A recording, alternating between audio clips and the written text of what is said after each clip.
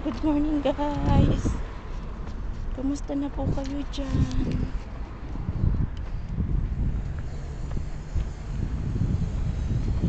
Ito po, mainit na paglalakad. Papunta na po ulit sa trabaho. Samahan po ako sa aking channel. Samahan po ako sa aking vlog. Ito po, sobrang init na po ngayon sa Oman. Mainit na panahon. Ito po, lakad po uli. Pero kaya naman pong lakarin.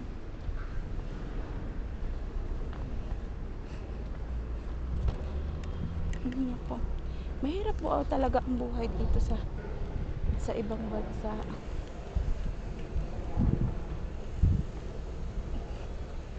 Ganda lang po.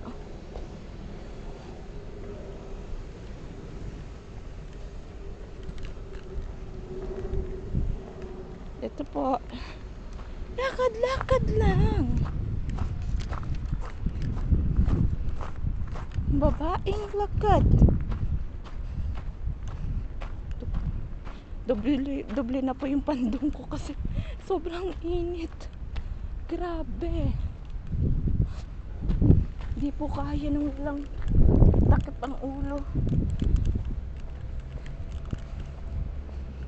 Ito po.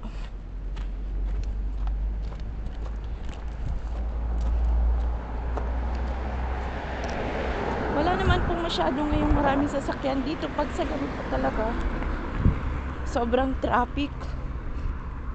Kaya yun.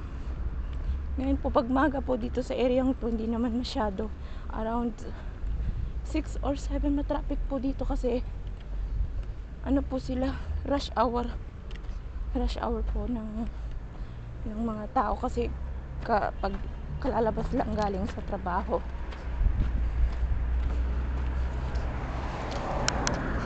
Pero nakaka-proud po kasi sila gawa ng hindi po sila mga lazy. Sila po ay kahit babae is talaga po sila on time din po silang magtrabaho. Nakaka-proud po kahit babae o lalaki, hindi po sila mapili sa trabaho. Yun lang po ang kagandahan dito sa Oman. At saka kaya po ang mga Pilipino dito is nagtatagal. Meron siguro yung iba po swertehan din lang, pero mostly po talaga yung bilang ako isang worker ng salon, na-encounter ko naman po kasi sila po talaga naman may kanya-kanya din talaga pong ugal, pero mostly po sila is napaka-friendly at mababait po sila. Kaya marami pong Pilipina din ang nagtatagal dito sa Oman. Mostly mga Pilipina dito mga ilang years na Kaya eto, tsaga-tsaga lang.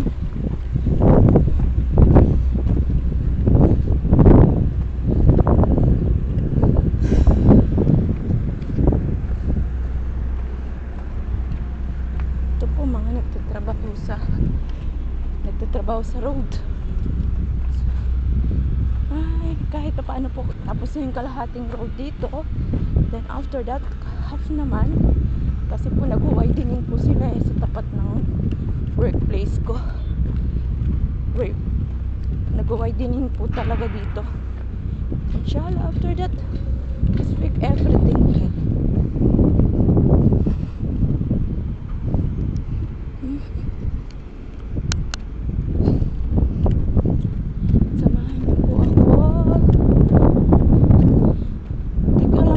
Pasensya na po kung hindi ko talaga as in